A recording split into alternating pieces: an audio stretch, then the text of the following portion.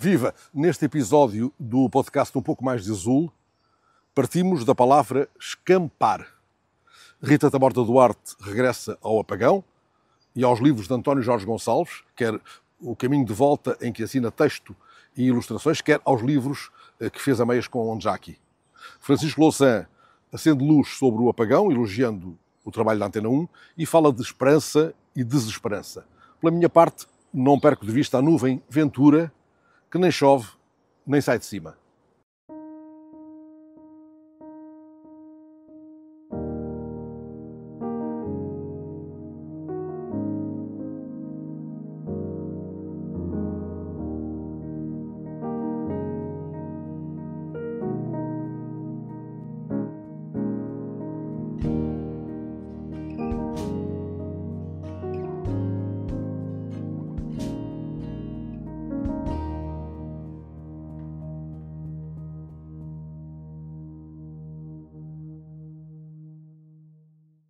Olá, o dia deu em chuvoso. Há dias que acabam assim, mesmo que amanheçam com sol. E nem precisamos que isto nos ensine Campos, Álvaro de Campos. E é verdade que mesmo com eletricidade, o que nem sempre vai sendo o caso, mesmo com eletricidade muita coisa se apaga, muita coisa escurece. Por isso, para trazer ao podcast de hoje um pouco mais de azul, escolhemos uma palavra rara. Escampar, que nos chega pela mão de Fernando Alves, que a resgatou do último livro do escritor basco Fernando Aramburu, um livro menino, que ainda não li, aliás, mas que já está calhado. E esta ideia de cada palavra nova que se guarda é como um pedaço de mundo que se desanuvia e que empurra o horizonte para um pouco mais além. Passo a passo, assim como quem diz palavra a palavra, fica então o real mais nítido, menos ensombrado, escampado, portanto. Vamos dando conta da rasura da linguagem que vai também aplanando o mundo e escurecendo. Há tantos palradores que parecem conhecer pouco mais do que meia dúzia de vocábulos e só daí tiram os dividendos do real medíocre em que escolhem patinar.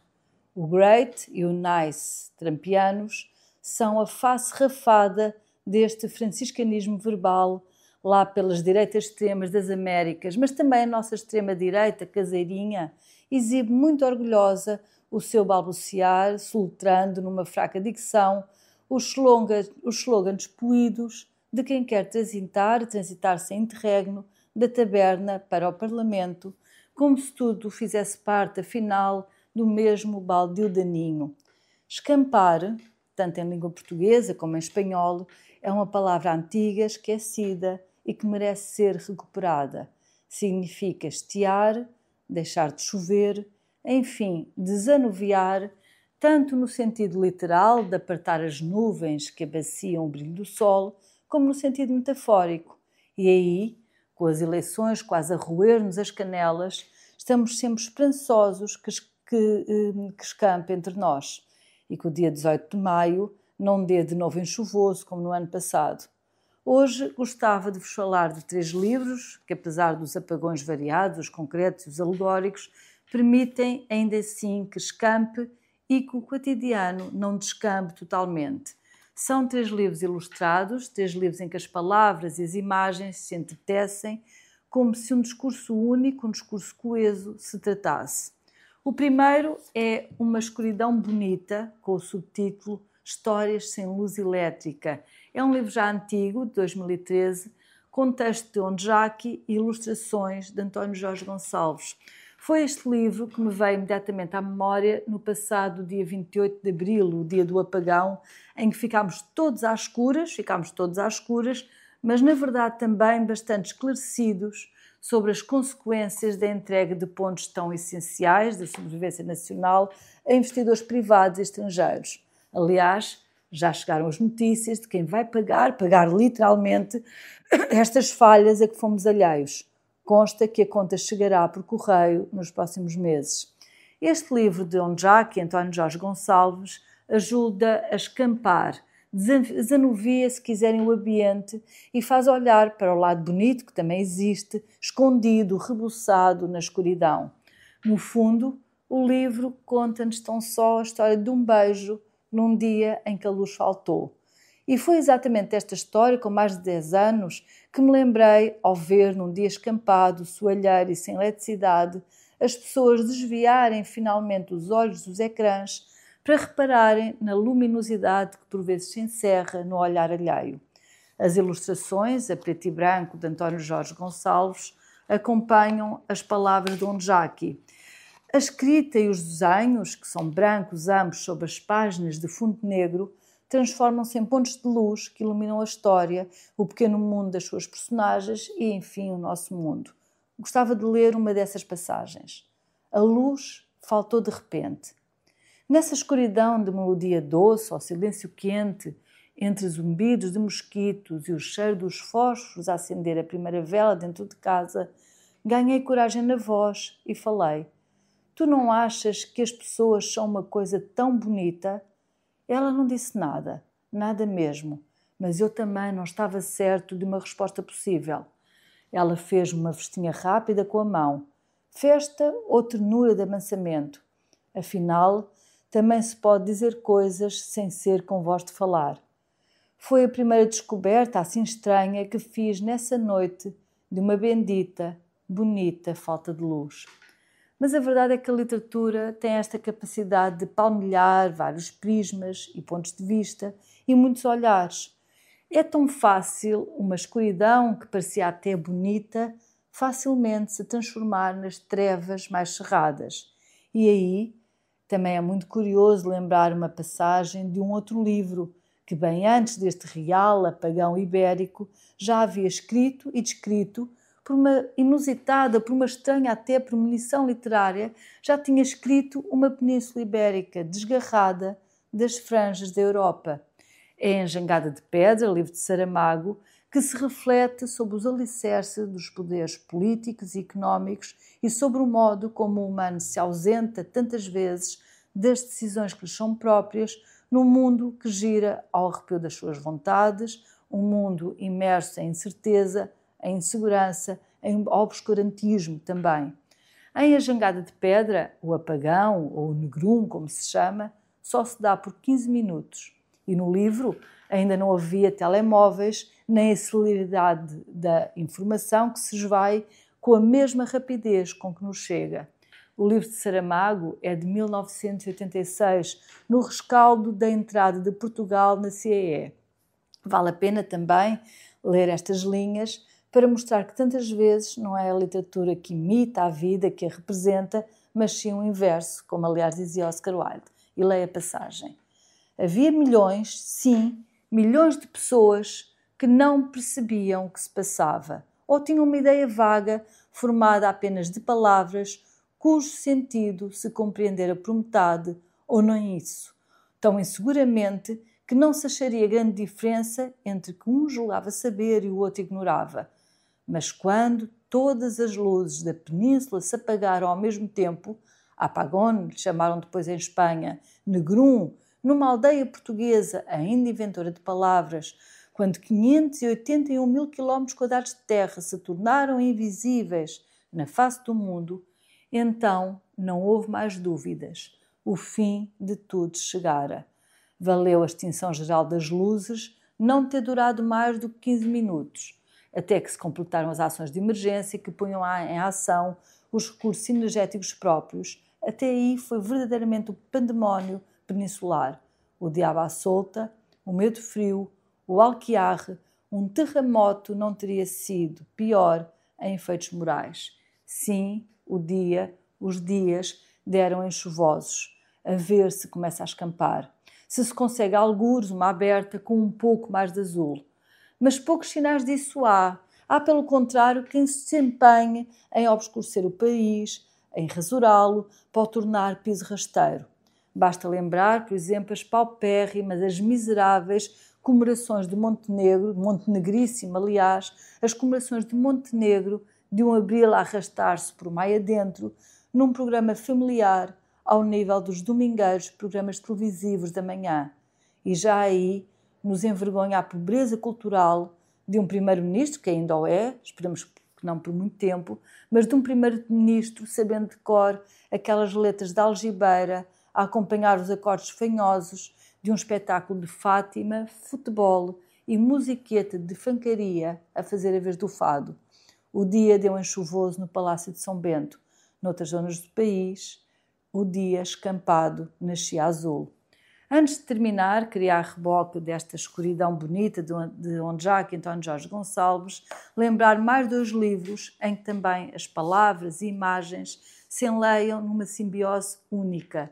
2 livros em que os textos de ficção, que quase parecem poesia, são duplamente compostos por palavras, poucas palavras, mas raramente cuidadas, são então compostos de palavras e imagens, criando em conjunto um tecido. Aliás, a palavra texto vem exatamente de tecido, mas criando um conjunto de tecido de muito rica e densa significação.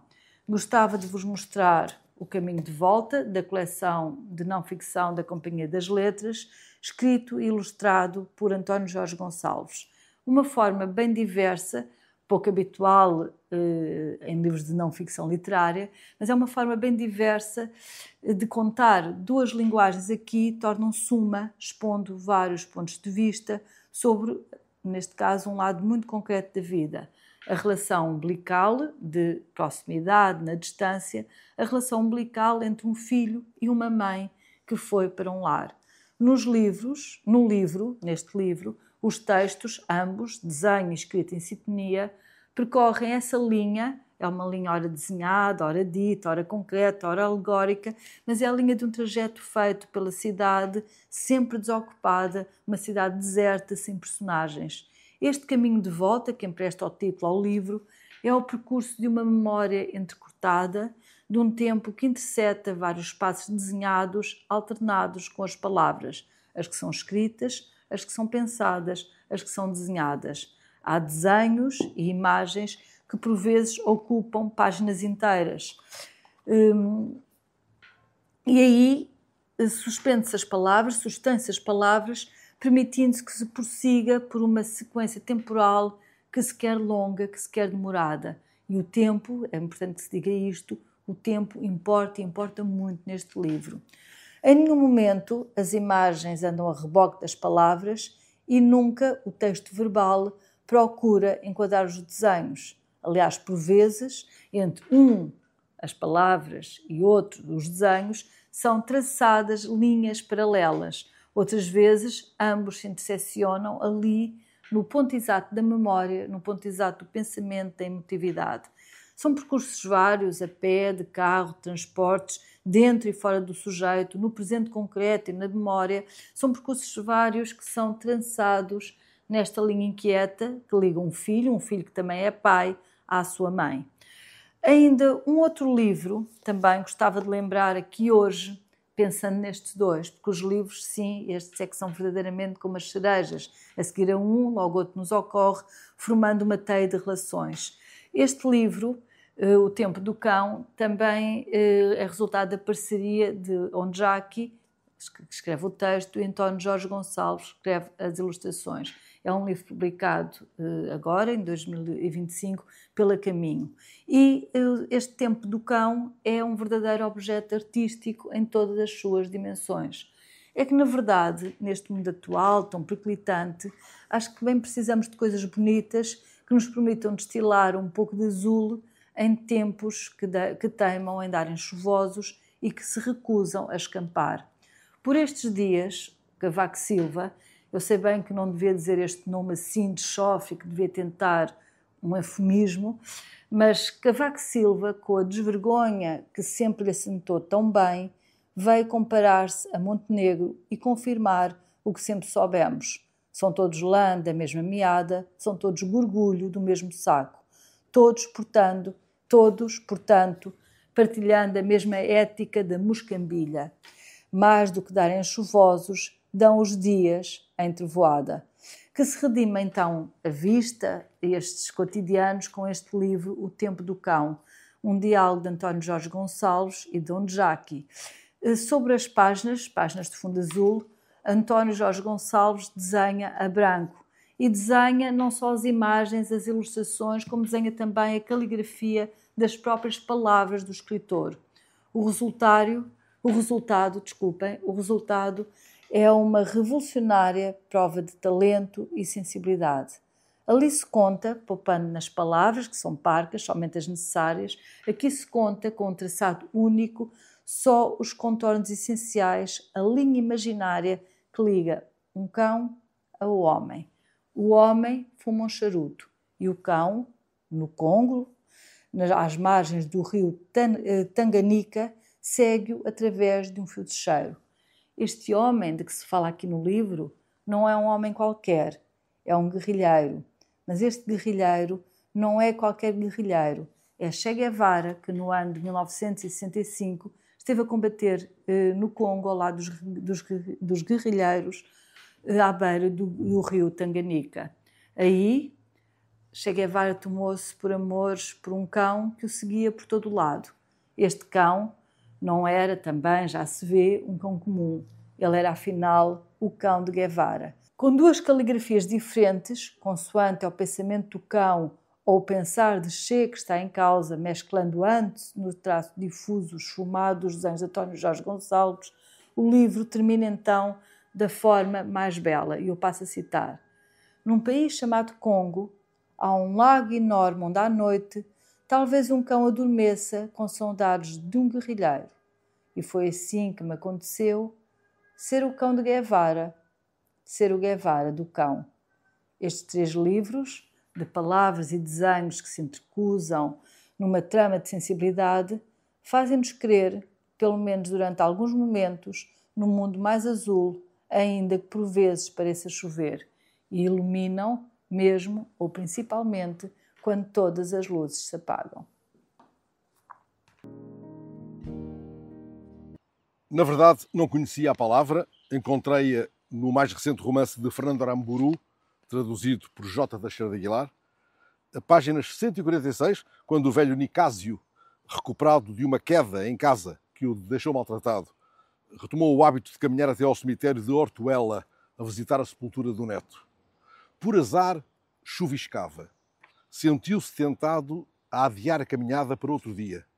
De vez em quando, assomava à janela com a esperança de que tivesse começado a escampar. Como o céu se mantivesse continuadamente atapetado de nuvens baixas, o velho largou alguns palavrões, abriu um guarda-chuva e fez-se ao caminho. Escampar significa, quer em espanhol, quer em português, deixar de chover, desanuviar, dar lugar a um céu limpo depois da chuva. O dicionário AICE abre por aí uma janela, escampar, tornar-se sereno, tornar limpo o céu, o tempo, revelar o campo enquanto as nuvens se afastam. Já o Caldas Aulete atribui a scampare o significado de salvar de um mal, de um perigo. Caldas Aulete, o grande lexicógrafo, morreu ainda novo, deixando interrompida na letra E a ambiciosa empreitada de um dicionário contemporâneo da língua portuguesa, continuado, aliás, por Santos Valente, o poeta e filólogo que deu o nome a uma rua de Sertã, onde nasceu, e que era amigo do Essa e de Antero. Santos Valente, de quem Dom João da Câmara dizia ser santo como João de Deus, estava já ao leme do grande dicionário quando a empreitada chegou à letra E, aquela palavra que parece capaz de parar a chuva. Talvez com ela, com essa palavra escampar, Drummond tivesse resolvido o caso pluvioso em torno do qual brodou um pé d'água poético. Talvez tivesse encontrado outro aparato criativo, outro engenho para afastar as nuvens do salseiro de Maria. Bela palavra, salseiro. Nesse caso, não teria descoberto que Maria é que chovia, que a chuva era Maria. Nesse caso, teríamos perdido um dos mais comoventes poemas do pernambucano. Isto aplica-se a todos os que usam as palavras com a pretensão de que elas, mesmo quando preferencialmente utilitárias, têm mais valor do que um apetrecho para palitar os dentes. Todo aquele que, antes de eleitor, é cidadão, por isso dizemos cidadão eleitor, deveria ter instrumentos que lhe permitissem aferir esse cuidado, essa exigência.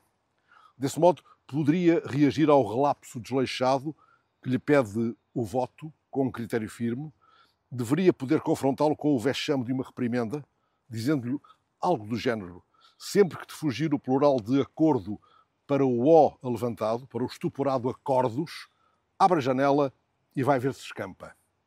O eleitor não merece ser, como agora se diz, impactado a todo o passo com um céu de nuvens baixas de politiquês. Certos casos ofendem muito mais do que a gramática, porque acrescentam ao deslate e à verborreia a manigância. André Ventura aproveitou há dias uma aberta para despejar nas redes sociais um vídeo que é um apagão deliberado e perverso dos factos verificados ou verificáveis. Aproveitando a falta de resposta das caixas de multibanco e a falta de dinheiro vivo nos bolsos de muitos desprevenidos durante o apagão, lançou a acusação vaga de que eles querem acabar com o dinheiro físico. Quem são esses eles? Ventura refere-se, claro, ao PS, ao PSD e à maior parte destes partidos de Bruxelas. Não se trata de milhalheiros em que me ocorra pôr uma moeda, mas não devemos deixar que nos vão à bolsa de valores onde guardamos os critérios mais cotados da nossa relação com os outros. O rigor vale, com Ventura, como é sabido, um tostão furado. Por isso, a prova dos factos não dá troco a Ventura. A palavra de Ventura pode ser uma chuva molha tolos, mas não faz derramar dos céus uma bátega de notas. Aliás, as chuvas de notas não acontecem, senão raramente, e sempre por engano, por truque ilusionista ou mais raramente por engodo publicitário. Há tempos, numa autoestrada de Marbella, voaram notas de 50 euros da mala de uns árabes cheios de bago. Mas foi porque a mala se abriu após um acidente. Já as chuvas de meteoros são mais frequentes, mais raras, mais da ordem dos fenómenos mágicos. As chuvas de peixes ou as de sapos, como aquela que tão belo efeito provocou no filme Magnolia. Não é esse, contudo, o domínio, não é essa a arte do cavalheiro ruidoso a que me tenho referido. Faça chuva ou faça sol, por mais descampado que pareça o fraseado, quando ele fala, e fala a todo o tempo e muito, desbragadamente, nem chove, nem sai de cima, mas deixa tudo enlameado. Fernando Alves escolheu a belíssima palavra escampar, descoberta numa página de um livro de Aramburu e que, pelos vistos, passeia tanto no castelhano como no português e é o mote deste um pouco mais de azul. No meu caso, falarei de escampar no sentido mais radical do termo. Fugir à chuva parece ser a interpretação original, mas como em toda a linguagem, nós inventamos aquilo que não conhecemos, exploramos aquilo que mal conhecemos e escampar será um dos exemplos. Aliás, a linguagem está cheia disso, de um conservadorismo que nos arrasta para alguns ditados tradicionalistas, sol na eira e chuva no nabal, ou alguns outros, por vezes com algum atrevimento. Escampar talvez seja uma forma desse atrevimento. Seria, portanto, parar de chover. Nos dias que passam, vivo numa cidade, em Braga, onde chove de facto muito, mas todo o país tem sido avassalado por esta primavera tão hesitante que nos traz tanta chuva. Mas parar de chover tem aqui, ou tem para mim, ou tem neste caso para mim, um significado especial, que é reduzir a desesperança. Há uma semana atrás, pouco mais de uma semana, tivemos o apagão de segunda-feira à tarde. Não sabíamos quanto tempo ia durar. Era uma espécie de incerteza permanente, sem qualquer possibilidade de comunicação. Como se viu, o governo não sabia o que fazer e quando discutiu alguma coisa de ação prática, foi da utilidade de enviar os seus automóveis com o gasóleo para chegarem à emergência de algum hospital. A maternidade Alfredo da Costa esteve a 1 hora de deixar de funcionar. Não sei sequer se os ministros tinham alguma consciência da gravidade que poderia resultar dessa impreparação. Mas o facto é que não sabíamos. E, portanto, era como se houvesse uma intempérie permanente, cujo fim não se podia adivinhar, que não estava anunciado e em que os elementos da nossa vida, o acesso a um multibanco para pagar um supermercado ou a informação básica, tudo isso estava fechado. É certo que houve quem resistisse.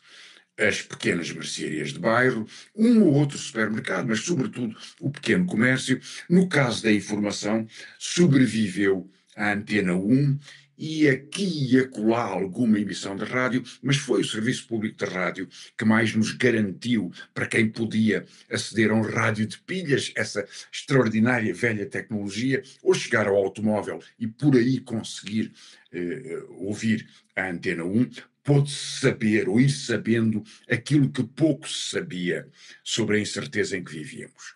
Havia, portanto, um apagão. E creio que esse apagão, que depois terminou, ao fim do dia, é de alguma forma um símbolo, uma metáfora, um aviso, ou pelo menos uma invasão da nossa vida com o seu significado. E a desesperança, a incerteza completa, quando é que termina este pesadelo? A desesperança é talvez o mais importante dos tormentos que vivemos nos nossos dias. E ela tem várias origens. Eu queria falar-vos sobretudo de 3. A primeira é o trauma Asterix. O céu caiu-nos em cima da cabeça, é o resultado desse apagão. De repente, entramos numa realidade paralela. Como se o mundo em que vivêssemos tivesse sido transmutado ou transportado para um outro universo. E nesse universo não sabemos. Sabemos, na verdade, pouco daquele de que vivemos. A incerteza é muito grande, não se adivinha o que é que as alterações climáticas, o que é que a transição energética, o que é que catástrofes ambientais, o que é que desesperos sociais podem representar para a nossa vida, mas conhecemos as esquinas. Nesse novo mundo, não o conhecemos. E essa é talvez uma das fontes desta desesperança. Uma incerteza ameaçadora. Há uma segunda, e não é menos importante, é a ideia da inevitabilidade do mal.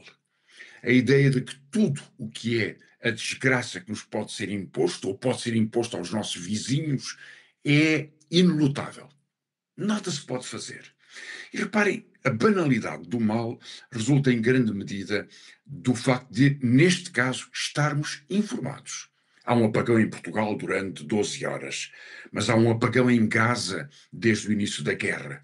São bombardeadas as infraestruturas, 70% da habitação, os hospitais são alvos militares, os médicos e enfermeiros são assassinados sistematicamente, 200 jornalistas, 18 mil crianças e mulheres, se não porventura mais, debaixo dos escombros. Esta ideia da inevitabilidade do mal, da força do mal. Netanyahu acabou de apresentar a ideia de que Gaza seja permanentemente ocupado, não se sabe ainda se quer levar ao ponto da expulsão daquela população, mas foi o que Donald Trump já veio propor quando falou da Riviera sobre o Mediterrâneo, que aquelas praias poderiam albergar.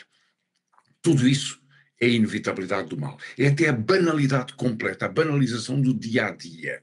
A morte de mais de 200 crianças, uma turma que é destruída, ou pessoas que vivem, vivem e morrem depois pela inação e pela fome, por não terem água, por não terem alimentos, por não terem medicamentos, tornou-se uso comum. E esta banalização é uma forma de desesperança.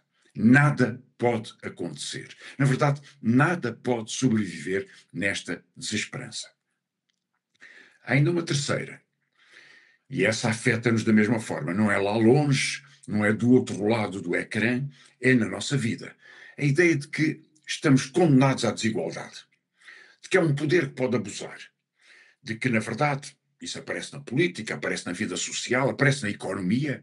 1% dos mais ricos, diz-nos a Oxfam, uma das principais organizações não governamentais que se dedica ao combate à desigualdade. 1% dos mais ricos do planeta tem bastante mais do que 95% de todos aqueles que estão embaixo deles. Ou seja, os muito pobres, os médios, os remediados, quem tem boas profissões, todos esses estão abaixo de uma elite que ganha como nunca ganhou. Os super bilionários, que são hoje oligarcas do poder, são os que estão à volta de Trump. A tomada de posse de Trump Não foi um retrato extraordinário desse facto? Vemos os 4 homens mais ricos do mundo à volta dele para poderem aproveitar do benefício do seu poder, da capacidade de comunicação, das infraestruturas, das garantias, dos apoios, dos subsídios, da força política. E essa força da desigualdade é a terceira das condenações dos quais temos que escapar, se quisermos, que teríamos que evitar.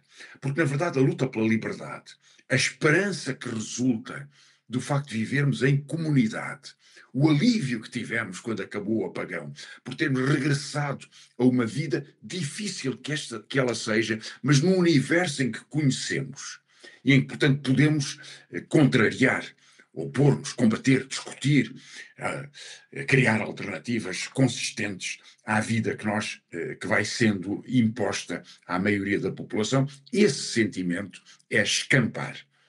É, na verdade, obrigar a que pare de chover, a que acabe a tempestade, é criar laços entre as pessoas. Esse sentido da esperança profunda, que é viver a coisa comum e viver em comunidade, é o que nos permite enfrentar esta desigualdade, a banalidade do mal e todo o trauma que representa a surpresa e a incapacidade de agir num contexto incerto. A certeza da nossa vida é talvez o elemento mais importante que foi convocado, ou que foi evocado por aquela palavra do livro de Aramburu. Escampar, parar de chover, restabelecer a esperança. Este episódio do podcast Um Pouco Mais de Azul teve, como sempre, realização de Miguel Bordalo, produção de Joana Louçã, grafismo de Tiago Tavares e música original de Filipe Melo.